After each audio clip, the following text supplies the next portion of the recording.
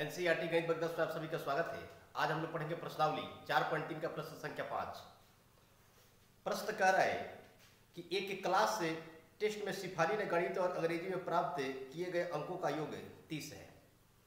कोई किसी क्लास में टेस्ट हो रहा है जिसमें शिफाली गणित और अंग्रेजी में मिला करके 30 अंक प्राप्त कर रही है। करें कि यदि गणित में उसे 2 अंक अधिक मिलते, गणित में 2 अंक अधिक मिलता और अंग्रेजी में 3 अंक कम मिलते तो उनके अंकों का गुणनफल 210 होता, तो दोनों विषयों में प्राप्त किए गए अंक ज्ञात करें। प्रश्न को एक बार फिर से सुनिएगा। करें कि शेफाली ने एक टेस्ट में जिसमें 2 विषय थे, गणित और अंग्रेजी, उन दोनों विषयों में वो 30 अंक प्राप्त करती है। ठीक है, यानी कि अंग्रेजी और गणित में मिला करके 30 अंक उसका प्राप्त हुआ है। अब कंडीशन कर रहे हैं कि यदि उसे गणित में 2 अंक अधिक मिलते और अंग्रेजी में 3 अंक कम मिलते पहले का अपेक्षा, तो दोनों विषयों के गुणनफल 210 के बराबर होता। तो कह रहा है कि दोनों विषयों में उन्होंने अलग अलग कितना अंक प्राप्त किया है। तो ऐसे प्रश्न को हल करने के लिए हम मान लेते हैं कि माना शेफाली द्वारा गणित में प्राप्त किए गए अंक से अंक x है। यहां पर लिख देते हैं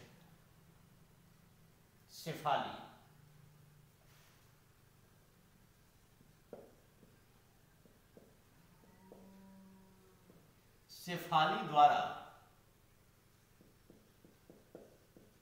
गणित एवं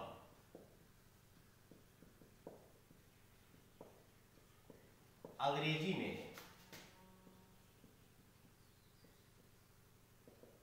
प्राप्त अंक बराबर, तो ये कितना है 48 है, प्रश्न नहीं 30 है। यानी कि गणित और अंग्रेजी में मिलाकर कुल कितना उन्होंने अंक प्राप्त किया है, 30 अंक प्राप्त किया, यानी कि दोनों का योग। अब यहां पे हम क्या कर लेते हैं, मान लेते हैं कि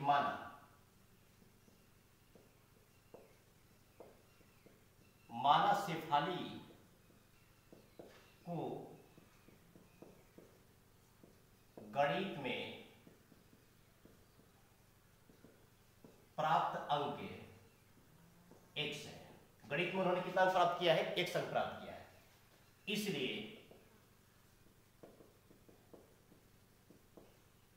अंग्रेजी में प्राप्त अंक बराबर है। तो देखिएगा दोनों मिलाकर के कितना है, 30 है, और स्पष्ट हो गया कि गणित में कितना है, x अंक है। तो दोनों का योग में से क्या करेंगे हम, जब गणित का अंक घटाएंगे ना, तो जो प्राप्त अंक बचेगा घटाने के बाद वही होगा हमारा अंग्रेजी में प्राप्त अंक। यानी कि अंग्रेजी में कितना अंक प्राप्त हुआ है, 30 माइनस x, 30 माइनस कितना x। अब यहां पे प्रश्न देखिए क्या कर रहा है। प्रश्न कह रहा है कि यदि उसे गणित में 2 अंक अधिक मिलते और अंग्रेजी में 3 अंक कम मिलते तो उनके अंकों का गुणनफल 210 के बराबर होता। जैसा प्रश्न कर रहा है वो वैसा ही करेंगे। लिखते हैं यहाँ पे गणित में कितना अंक प्राप्त है, x है, तो कह रहे हैं कि गणित में 2 अंक अधिक, हमने गणित में क्या किया, 2 अंक जोड़ दिया। प्रश्न कर रहा है, अब फिर कह रहा है कि यदि अंग्रेजी में 3 अंक कम होता, अंग्रेजी में जो भी अंक प्राप्त है 30 माइनस x है, इसमें से हम 3 कम कर देते हैं प्रश्नानुसार।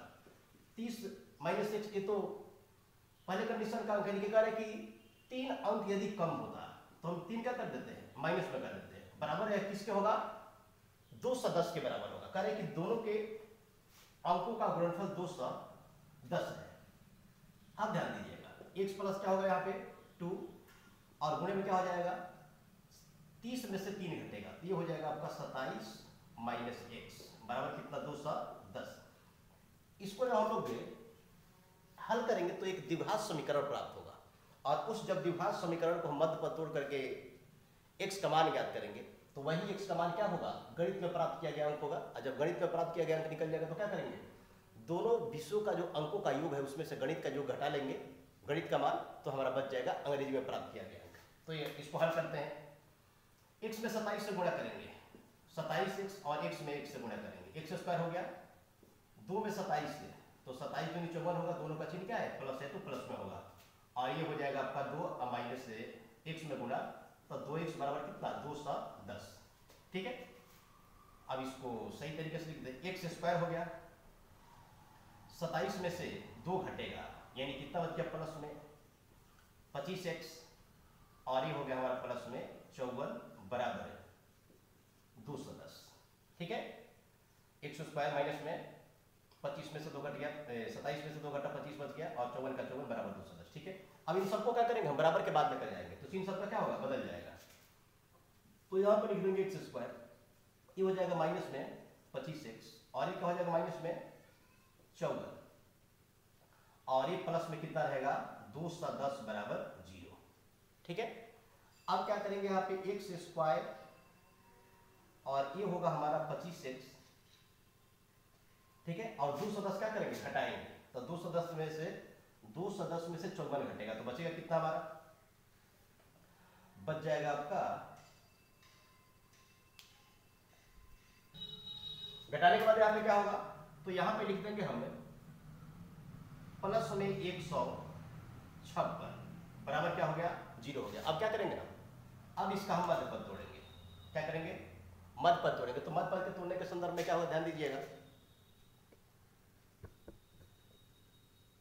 ठीक है,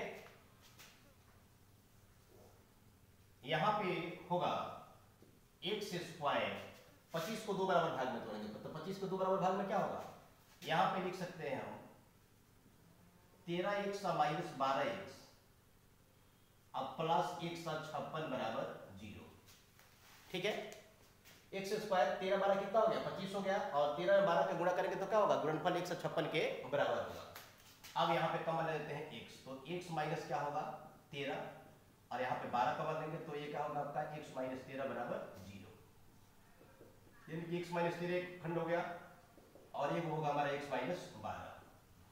तो 1 से माइनस से 13 बराबर 0, यानी कि x बराबर क्या हो गया 13, यानी कि एक कंडीशन बनता है कि गणित में प्राप्त किया गया कितना होगा 13 होगा, और दूसरा कंडीशन देखते हैं आप x माइनस 12 बराबर 0, यानी कि x बराबर क्या हो गया आपका 12। ठीक है, तो जब देखिएगा जब गणित में प्राप्त किया गया अंक कितना होगा 13 होगा, तो अंग्रेजी में प्राप्त किया गया अंक कितना होगा 30 में से 13 घटाएंगे तो 17 होगा, और जब गणित में प्राप्त किया गया अंक कितना होगा 12, तो अंग्रेजी में प्राप्त किया गया कितना होगा 30 माइनस 12 यानी कि 18। तो लिखते हैं यहाँ पे, इसलिए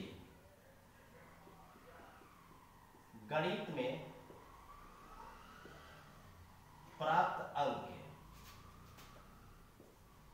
x बराबर 13, तो अंग्रेजी में प्राप्त अंक क्या होगा 17 होगा। x में से क्या करेंगे हम यहां पे स्पष्ट लिख देते हैं 30 माइनस x, यानी कि 30 में से कितना घटा दिए हम 13 घटा दिए, तो कितना बच गया 17 बच गया।